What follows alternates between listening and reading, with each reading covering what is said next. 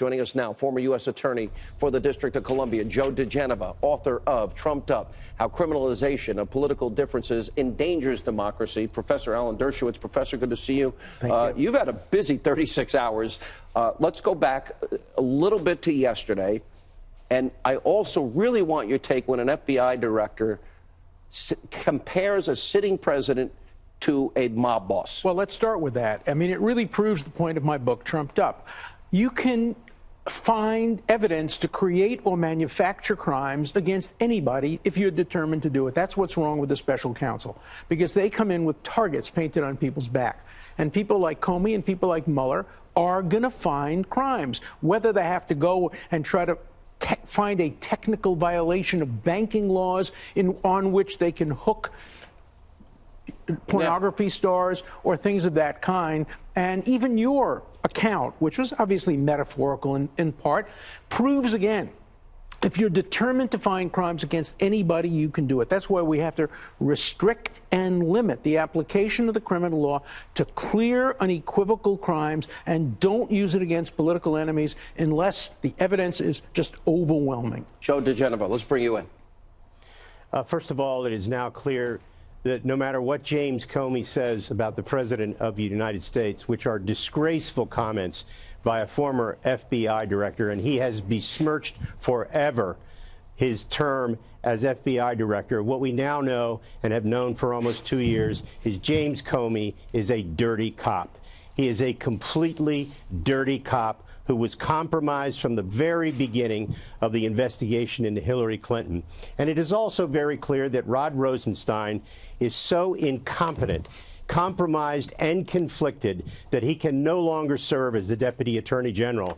And Jeff Sessions now has an obligation to the President of the United States to fire Rod Rosenstein after Rosenstein authorized the unconstitutional and unprofessional search of the office of Michael Cohen in New York. Jeff Sessions, tomorrow morning, should fire Rod Rosenstein. It is not up to the president to fire Mr. Rosenstein. It is Mr. Sessions' job, and he has a duty to fire Rod Rosenstein. Let me, Professor Dershowitz, you have said that the raid on Michael Cohen's hotel room, his home and his office was a violation of his constitutional rights. Do you agree with Joe that it's the Attorney General's job to now step in and fire Rod Rosenstein? I would do it differently. I think Rod Rosenstein is recused. I don't think he can serve on an investigation in which he will end up being the key witness.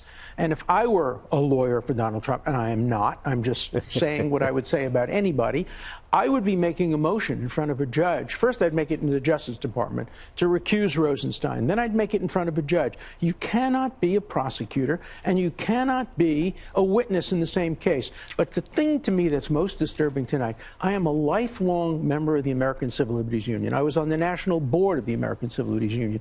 To its everlasting disgrace, today, the American Civil Liberties Union went out of its way to justify and defend the raid on the lawyer's office, never saying anything about the risks that it does to confidential communications. Because most of your viewers don't know how taint teams work. Joe diGenova does, because he was a great United States attorney. Explain what a taint team is, because they take all this information, including everything, including the material that is ultimately found to be confidential and lawyer-client. And then somebody in the government reads the material, including the material that's confidential. And then the person says, oh, but this material is confidential, although I've read it. I'm not going to give it to the prosecutor. I'm never going to tell anybody about it. And then suddenly it would, of course, leak. Let me give you an example, just to bring it home.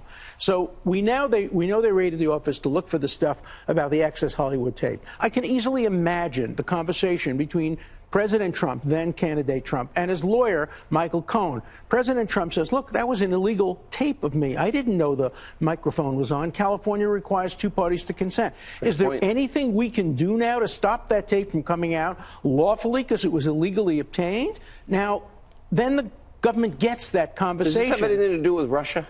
Does this have anything to do with Russia? No. I mean, seriously, I mean, you're laughing because it's so absurd. It's so absurd. All right, Joe, we have so much to get to. We're going to carry you guys over for the next segment. But, Joe, I want you to weigh in on the taint aspect of this. And more importantly, the person that has attorney-client privilege, that would be the president's right to invoke, not Right. Michael Cohen's. Right. Look, I must tell you, I find this raid of Mr. Cohen's office so appalling in every sense, legal, ethical, professional responsibility. What Rod Rosenstein and Bob Mueller have done is weaponize in an unconstitutional way the criminal investigation process, which should be sacrosanct. And what they have done is they have conducted and are conducting now something that is called an in terrorem grand jury. They are using a grand jury to terrorize people. That is an abuse of power. Mr. Rosenstein is responsible for it. And while I agree with Alan wholeheartedly that Mr. Rosenstein cannot possibly ethically participate in this, it will make no difference to him because he now has an animus toward the President of the United States, which disqualifies him from the performance of his duties, and Jeff Sessions should fire him tomorrow morning.